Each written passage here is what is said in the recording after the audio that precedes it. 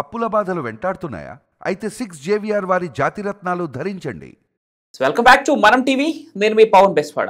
MLC Kalvakuntla Kavitha దారిటు ఒక పక్క కాంగ్రెస్ లోకి కవిత వెళ్తుందే అంటే కాంగ్రెస్ పార్టీలో ఉన్నటువంటి సీనియర్ లీడర్లు కూడా కవిత కాంగ్రెస్ లోకి వస్తే ఎటువంటి ఉపయోగం ఉండదంటూ కామెంట్లు చేస్తా ఉన్నారు. కె కేశవరావు ఎవరైతే బీఆర్ఎస్ నుంచి కాంగ్రెస్ లోకి చేరారో ఆయన కూడా కవిత ఎంట్రీ పైన కామెంట్ చేయడం జరిగింది. దాంతోపాటు పొంగులేటి శ్రీనివాసరెడ్డి లాంటి నాయకులు కవిత వస్తే కాంగ్రెస్ లోకి వద్దని చెప్పం, కానీ కవిత వచ్చినా ఎలాంటి ఉపయోగం ఉండదు అనే మాట చెప్తా ఉన్నారు. మరోపక్క బీజేపీ మీ ఇంటి గొడవలు మీరే తేల్చుకోండి తప్ప బీజేపీ పార్టీని మీ గొడవలోకి లాగద్దు, చిట్ చాట్లు కాదు మీడియా ప్రెస్ మీట్లు పెట్టినట్టు కూడా రఘునందన్ రావు లాంటి వాళ్ళు కామెంట్లు చేస్తా ఉన్నారు. ఈ నేపథ్యంలో సొంత పార్టీ పెట్టుకుంటుందా, కాంగ్రెస్ వైపు చూస్తుందా 6 ఎమ్మెల్యేలతో, లేదంటే తనను జైలు పాలు చేసిందని ఇప్పటికే చెప్పుకుంటున్నటువంటి కవిత మళ్ళీ అదే పార్టీ వైపు వెళ్తుందా, ఏం జరగబోతా ఉంది విశ్లేషణ తీసుకుందాం. మనతో పాటు సీనియర్ జర్నలిస్ట్ కట్టా కార్తిక్ గారు ఉన్నారు. అన్న నమస్తే. నమస్తే. కవిత దారిటు కవితను బుజ్జగించడానికి ఇప్పటికే ట్రబుల్ షూటర్ హరీష్ రావు రంగంలోకి దిగినట్టు తెలుస్తా ఉంది. ఒక పక్క కవితనేమో 6 ఎమ్మెల్యేలతో కలిసి మంత్రి పదవి డిమాండ్ చేస్తూ కాంగ్రెస్ వైపు వెళ్లే అవకాశం ఉందని ఒక చర్చ నడుస్తుంది. మరోపక్క తనను అవమానించినా కూడా మళ్ళీ ఆ కేసుల నుంచి కొంత ఉపశమనం పొందాలంటే బీజేపీకి వెళ్తేనే బెటర్ అనే ఒక టాక్ నడుస్తా ఉంది. ఏం చేస్తా ఉంది ఈ కవిత, అంటే ఏం జరగబోతోంది అనుకోవచ్చు కవిత భవితవ్యం? ఒక్కొక్క ఆప్షన్ పరిశీలిద్దాం. ముందుగా ఏదో 6 ఎమ్మెల్యేలతో కాంగ్రెస్ లోకి వెళ్ళటం అని నువ్వు అన్నావు కదా, పేపర్లో కూడా వచ్చింది కదా. ఆ అంశాన్ని ప్రస్తావనలో తీసుకుంటే కాంగ్రెస్ పార్టీలోకి ఆల్రెడీ బీఆర్ఎస్ సంబంధించిన 10 మంది ఎమ్మెల్యేలు వెళ్ళారు. వెళ్ళారుగా. వెళ్ళిన వాళ్ళు ఇప్పుడు ఏ పొజిషన్ లో ఉన్నారు, ఏ అవకాశం వస్తే వెనక్కి తిరిగి వద్దామన్న ఆలోచనలో ఉన్నారు. అవునా కాదా?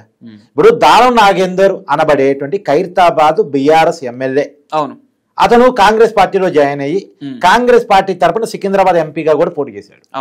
మన వరంగల్లో కేసీఆర్ సభ పెడతా ఉంటే కేసీఆర్ కోసం తెలంగాణ ప్రజలంతా వెయిట్ చేస్తున్నారు అని కామెంట్ మాట్లాడాడు. అంటే అతని మనసులో ఉద్దేశం ఏంది, అవకాశం వస్తే వెనక్కి వచ్చేద్దామని కదా, అంతే కదా. అంతే. తర్వాత మహబూబ్ నగర్ సంబంధించిన ఒక ఎమ్మెల్యే ఏకంగా ఒక ఎంపీతో తగువబడ్డాడు. అతను కూడా అవకాశం వస్తే తిరిగి వెనక్కి వెళ్ళిపోదాం బీఆర్ఎస్ పార్టీలోకి అని అతని ఆలోచనలో అతను ఉన్నాడు. పోచారం శ్రీనివాసరెడ్డి మాజీ స్పీకర్, ఆయన కూడా మళ్ళీ అవకాశం వస్తే పాత బీఆర్ఎస్ లోకి వెళ్దామని ఆలోచనలో ఉన్నాడు. గూడెం మైకపాల్ రెడ్డి అయితే ఏకంగా కేసీఆర్ పుట్టర్ తన ఆఫీస్లో పెట్టుకున్నాడు. దాని మీద కాంగ్రెస్ కార్యకర్తలు గొడవ కూడా చేశారు. అతను కాంగ్రెస్ పార్టీకి వ్యతిరేకంగా కాంగ్రెస్ పార్టీలోనే ఉండి వ్యాఖ్యానాలు చేస్తూ ఉన్నాడు. వీరంతా బీఆర్ఎస్ నుంచి కాంగ్రెస్ లో చేరి అసంతృప్తిగా ఉన్న బ్యాచ్ నేను చెప్తుంది, అంతే కదా. అంటే ఆల్రెడీ బీఆర్ఎస్ నుంచి కాంగ్రెస్ పార్టీలో చేరిన వాళ్ళు తిరిగి తమ సొంత గూటికి వెళదాం అవకాశం వస్తే ఏదో కారణం దొరికితే అని వాళ్ళు ఆలోచిస్తుంటే, ఇప్పుడు కొత్తగా కవితో కలిసి ఒక 6 ఎమ్మెల్యేలు వస్తారంటే ఎట్లా నమ్మాలి అసలు? బేసిక్గా ఇంకొక మాట కూడా, ఇప్పుడు 6 ఎమ్మెల్యేలు ఎవరు, అసలు కవితో 6 ఎమ్మెల్యేలు ఉన్నారా? కవితో 6 ఎమ్మెల్యేలు ఉండే అవకాశం ఉందా? ఇప్పుడు కవితకి పార్టీ మీద హోల్డింగ్ లేదు. ఇప్పుడు మొన్న ఎమ్మెల్యే టికెట్ విషయంలో కూడా కవిత మాటనేమి ప్రస్తావనలో తీసుకోలే. ఇప్పుడు కవితో 6 ఎమ్మెల్యేలు ఉన్నారనుకోవటం ముందు తప్పు, ఉన్న వాళ్ళు కాంగ్రెస్ పార్టీలోకి వెళ్తారనుకోవటం రెండో పొరపాటు. అది కవిత, అది కూడా కవితను నమ్ముకొని అదే అయ్యే పని కాదు. రేవంత్ రెడ్డి ముఖ్యమంత్రిగా ఉండి డోలు తెరిచాను, ఓపెన్ గా తెరిచాను, రండి రండి రండి రండి అంటేనే పోని వాళ్ళు, పోయిన వాళ్ళు కూడా వెనక్కి వద్దామని ఆలోచన చేస్తున్న సమయంలో ఏదో కవిత పక్కన 6 ఎమ్మెల్యేలు ఉన్నారు, కవితతో కలిసి కాంగ్రెస్ లో పోతారు, కవితకి ఏదో మంత్రి పదవి అక్కడ ఇస్తారు అనుకోవటం అది అసంబద్ధమైనటువంటిది, అవివేకమైనటువంటిది. కొద్దిగా న్యూస్ సెన్స్ లేని వాళ్ళు రాసే వార్తలు అవి. సరే, అది ఆప్షన్ క్లోజ్. సరే, బీజేపీలోకి వెళ్ళిద్దా, నువ్వేదో అడిగావు కదా. బీజేపీలోకి వెళ్ళదు. ఆమె చేస్తున్న ఆరోపణే బీఆర్ఎస్ ని బీజేపీలో విలీనం చేస్తా అంటే నేను వ్యతిరేకిస్తున్నాను అని. బీజేపీలోకి వెళ్ళే అవకాశం లేదు. ఎందుకంటే ఆమె పొద్దున్న వేస్తే వ్యతిరేకిస్తుందే బీజేపీని. బీజేపీని బూచిగా చూపించే బీఆర్ఎస్ మీద విమర్శలు చేస్తా ఉంది. ఇప్పుడు కేటీఆర్ మీద ఆమె చేస్తున్న విమర్శలు ఏంటి, బీఆర్ఎస్ ని బీజేపీలో విలీనం చేపించాలని కానీ పొత్తు పెట్టుకోవాలని కానీ కేటీఆర్ అనుకుంటున్నాడు, దాన్ని వ్యతిరేకిస్తున్నాను, అది తప్పని మా తండ్రికి చెప్తున్నాను, ఆ తప్పని చెప్తూ లేఖ రాస్తే ఆ లేఖను బయట రిలీజ్ చేశారు అని ఆమె చెప్పుకుంటుంది. So nothing. నిన్న కూడా బీజేపీ మీద గట్టినే మాట్లాడింది. ఆ బీజేపీలో చేరదు, కాంగ్రెస్ లేదు, బీజేపీ లేదు. ఆ ముందు ఉన్న ఆప్షన్స్ ఏంది, 2 ఆప్షన్స్. అయితే బీఆర్ఎస్ లోనే మిగిలిపోవటం, ఏదో ఒక రాజీ పడి తను గొడవ చేయడం ఫలితంగా పార్టీ ఏదో ఒకటి ఆమెతో చర్చిస్తుంది. చర్చించిన కాడ ఏం అడిగినంత కాకపోయినా వాళ్ళు ఇచ్చినంత తీసుకొని ఏదో ఒక రాజీ పడి అక్కడ ఆగిపోవటం. 2 సొంత పార్టీ పెట్టడం. ఇక నేను అడిగింది వాళ్ళు ఇవ్వట్లేదు కాబట్టి మీకు నాకు రామ్ దోస్త్ కటిప్ అని చెప్పేసి బయటకు వచ్చేసి సొంత పార్టీ పెట్టుకోవటం. 2 ఆప్షన్స్ మాత్రమే. మరి 2 ఆప్షన్స్ వల్ల ఏం ఒరిగిద్దాంకి? బీఆర్ఎస్లో ఉంటే ఆ పార్టీ రేపు పొద్దున అధికారంలోకి వస్తే ఆమెతో ఏదో చర్చ జరుపుతారు, శిక్షణ ఏదో ఒప్పుకుంటారు కదా, ఒప్పుకున్నది ఆమెకి ఇస్తారు. 2 సొంత పార్టీ పెడితే ఏమవుద్ది? న్యూస్లో అయితే ఉంటుంది, ఆమెకు సంబంధించిన వార్తలన్నీ హైలైట్ అవుతాయి. వార్తలు హైలైట్ అయితే చేసేటువంటి కామెంట్స్ అన్నీ బయట వైరల్గా మారుతాయి. కానీ మోస్ట్లీ ఆమెకేం ప్రయోజనం దక్కపోవచ్చు, కాకపోతే బీఆర్ఎస్ని దెబ్బతీయవచ్చు, కేటీఆర్ని దెబ్బతీయవచ్చు. ఇప్పుడు ఉదాహరణకి షర్మిల ఒక పార్టీ పెట్టింది తెలంగాణలో, తర్వాత పార్టీ నడపలేక క్లోజ్ చేసేసి కాంగ్రెస్ పార్టీలో జాయిన్ ఆంధ్రప్రదేశ్ రాజకీయాల్లో పోయింది.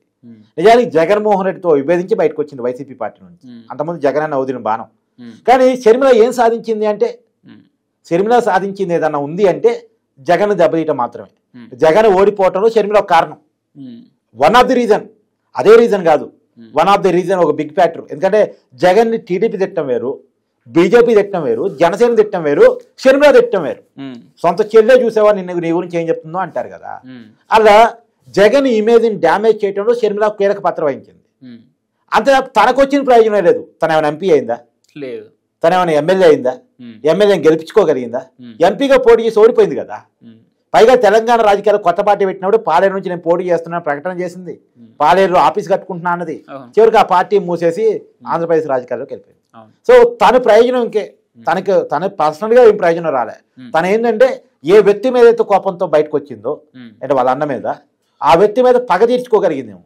ఇప్పుడు కవిత కూడా మహా అంటే ఏం చేయగలదు? కేటీఆర్ ఒక ఇమేజ్ని డ్యామేజ్ చేయగలదు, బీఆర్ఎస్ పార్టీని రాజకీయంగా ఇబ్బంది పెట్టగలదు. ఎందుకంటే అది కేటీఆర్నో బీఆర్ఎస్ పార్టీనో కాంగ్రెస్ తిట్టడం వేరు, బీజేపీ తిట్టడం వేరు, బయటకు వచ్చి కవిత తిట్టడం వేరు. కాబట్టి ఆ మేరకు డ్యామేజ్ చేయగలదు తప్ప కవిత ఎంపీ కాగలదా అంటే బీఆర్ఎస్లో ఉండి, బీఆర్ఎస్ అధికారంలో ఉండి, బీఆర్ఎస్కి ఒక వేవ్ ఉండి, కేసీఆర్కి ఇమేజ్ ఉండి, కేటీఆర్కి ఇమేజ్ ఉండి, కవిత కూడా కొద్ది గొప్ప పాజిటివ్ ఇమేజ్ ఉన్నటువంటి 2019 ఎన్నికల్లోనే గెలవలేకపోయింది నిజామాబాద్ ఎంపీగా. కవిత మీద ఉన్న వ్యతిరేకత అలాంటిది.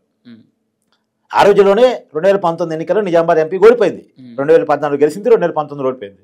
తర్వాత ఏదో ఎమ్మెల్సీ పదవి తీసుకొని ఏదో సర్దం అనటం జరిగింది. ఇప్పుడు పార్టీలో ఎమ్మెల్సీ పదవి ఉంది ఆమెకి.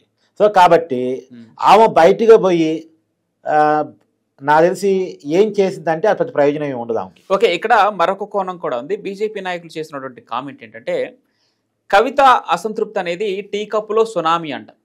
అయితే అన్నా చెల్లెల గురించి చర్చ జరగాలి కాబట్టి ఇది కేసీఆర్ సృష్టించినటువంటి విఘాతం బీఆర్ఎస్ పార్టీలో అనేది ఒక కోణం. దాన్ని ఎలా చూడాలి? కేసీఆర్కి వాళ్ళిద్దరి గురించి చర్చ జరగాలి అనే ఆలోచన ఎందుకు వస్తుంది? ఇదుటి మాట రాజకీయంగా ఏదో గుడ్డగాల్చి మీద వేయాలి కాబట్టి చేస్తున్నమాట. కేటీఆర్ గురించి కొత్తగా చర్చించకుండా ఏముంది? ఆయన రోజువారీ రాజకీయాల్లో ఉన్నారు, మాట్లాడుతున్నారు, కాంగ్రెస్ ప్రభుత్వం మీద ఫైట్ చేస్తూ ఉన్నారు. ఆయన గురించి వార్తలు సర్క్యులేట్ అవుతూనే ఉన్నాయి, ఆయన కామెంట్స్ వీడియోలు చర్చకు వస్తూనే ఉన్నాయి. అది కొత్తగా అన్నా చెల్లెల మధ్య ఏదో చర్చ జరగాలంటే ఇదే నెగిటివ్ వేలో చర్చ జరగాలని ఇప్పుడు అనుకుంటాడా? చర్చ జరిగితే గీరితే పాజిటివ్ వేలో పార్టీకి ప్రయోజనం కలిగేలా చర్చ జరగాలనుకుంటారు. కానీ కుటుంబం రోడ్డు మీద పడి, కుటుంబం పరువు రోడ్డు మీద పడి, పార్టీ పరువు రోడ్డు మీద పడి, ఒకరిని ఒకరు తిట్టేసుకొని, ఒకరినేమో కేటీఆర్ ఏమో కవితని కాంగ్రెస్ కోవట్టని, తర్వాత కవిత ఏమో కేటీఆర్ గ్రీక్ వీరుడు, పార్టీ వర్కింగ్ ప్రెసిడెంట్ గా నువ్వేం పొడిచావు, ట్విట్టర్లో ట్వీట్స్ చేయడం తప్ప అని చెప్పేసి పేర్లు చెప్పకుండా ఇద్దరు ఒకరినొకరు తిట్టుకొని ఇట్ట వార్తలు ఉండాలని అనుకుంటాడా? లేదు, ఎవరు అనుకోరు ఇట్లా. ఇది అనుకోకుండా జరిగిన పరిస్థితి. అనుకోకుండా జరిగిన పరిస్థితి అంటే ఎవరి లాభాలు వాళ్ళు ఆశించి ఆ లాభాలు అనుకున్నది రాకపోవటం వల్ల కవిత బరస్తే బయటకు రావడం వల్ల జరిగినటువంటి పరిస్థితి. అంటే ఇక్కడ కవిత వేరే వచ్చి సపరేట్గా పార్టీ పెట్టుకుంటే కాంగ్రెస్ పైన కొంత వ్యతిరేకత వస్తే ఆ వ్యతిరేక ఓట్లు బీజేపీ సైడ్ పోకుండా ఇటు కవిత సైడ్ మారడానికి అవకాశం ఉండొచ్చేమో, అందుకే కవితని సొంత కొంపట పెట్టడానికి కేసీఆర్ ప్రోత్సహిస్తుందనే ఒక కోణం కూడా చూస్తూ ఉన్నారు. సో దాంట్లో నిజమెంత ఉండొచ్చు? కాంగ్రెస్కి లాభం కలిగిస్తే కేసీఆర్కి ఉండేది ఏంటబ్బా? ఇప్పుడు కవిత 2 ఓట్లను చేర్చగలదు. ఒకటి బీఆర్ఎస్ పాజిటివ్ ఓటు, 2 కాంగ్రెస్ వ్యతిరేక ఓటు. ఇప్పుడు కాంగ్రెస్ వ్యతిరేక ఓటును చీలిస్తే కాంగ్రెస్కి లాభం, బీఆర్ఎస్కి నష్టం. ఎందుకు? కాంగ్రెస్ వ్యతిరేక ఓటు ఎవరికి కావాలని కోరుకుంటున్నారు? బీఆర్ఎస్ కోరుకుంటుంది నాకు కావాలని. బీజేపీ ఎలా నాకు కావాలని కోరుకుంటుందో బీఆర్ఎస్ పార్టీ కూడా నాకు కావాలని కోరుకుంటుంది. ఇప్పుడు ఆ ఓటు చీలటం వల్ల బీఆర్ఎస్ పార్టీకి కూడా నష్టం, బీజేపీకి మాత్రమే కాదు బీఆర్ఎస్ పార్టీకి కూడా నష్టం. రెండోది, కవిత బయటికి పోతే కవిత పట్ల సానుభూతి ఉన్న వాళ్ళంతా కేసీఆర్ కుటుంబం సానుభూతి పడలే కదా. కాంగ్రెస్ సానుభూతి పరులకో బీజేపీ సానుభూతి పరులకో కవిత మీద ప్రేమ ఉండదు. కవిత మీద 10 మందికి ప్రేమ ఉందనుకో 100 మందిలో 10 మందికే ఉందనుకో ఆ 10 మంది కూడా బీఆర్ఎస్ పార్టీ సంబంధించిన వాళ్ళే ఉంటారు. బీఆర్ఎస్ పార్టీకే నష్టం. బీఆర్ఎస్ పార్టీ తన చేతులారా ఏం కవితను బయట పంపించి ఏదో తిట్టించుకొని అది చేస్తా అది ఉట్టి మాట. ఏదో కేసీఆర్ మీద కోపంతో బీఆర్ఎస్ మీద కోపంతో చెప్పే మాట తప్ప దానివల్ల వ్యాలిడిటీ లేదు. కవిత తనేదో కావాలని కోరుకుంటుంది, ఆ కోరుకున్నది పార్టీ ఇవ్వట్లేదు. పైగా కేటీఆర్ చేతిలో పార్టీ పోతుంది. కేటీఆర్ చేతిలో పూర్తిగా పార్టీ పోయిన తర్వాత ఇన్నాళ్ళంటే తనకు సపరేట్ వర్గము కేసీఆర్ దగ్గర తను అదో ఇదో చెప్పించుకొని చేయించుకుంది. కేటీఆర్ చేతిలో పూర్తిగా పగ్గాలు పోయిన తర్వాత తన పప్పులు ఉడికే పరిస్థితి ఉండదు, తన వర్గానికి ప్రయారిటీ ఉండదు, తన వెనకాల ఎవరు ఉండరు. సో తనకి కూడా పవర్ కావాలి, తను కూడా ఒక పవర్ సెంటర్ కావాలి, ఇది తన కోరుకుంటుంది. తనని పవర్ సెంటర్ గా చేయడానికి కేసీఆర్ ఒప్పుకోవట్లేదు. ఇప్పటికే హరీష్ రావు పవర్ సెంటర్ గా ఉన్నాడని కేసీఆర్ భావన. కాబట్టి కవితను మరో పవర్ సెంటర్ గా ఒప్పుకోవడానికి కేసీఆర్ సిద్ధంగా లేడు, కేటీఆర్ అసలు ఒప్పుకునే పరిస్థితి లేడు. కాబట్టి తన తిరుగుబాటల్లో కేటీఆర్ కి పార్టీ అధ్యక్ష బాధ్యతలు ఇవ్వటం మీద అది కేటీఆర్ మీద ఉన్న కోపం చూపిస్తుంది అంతే.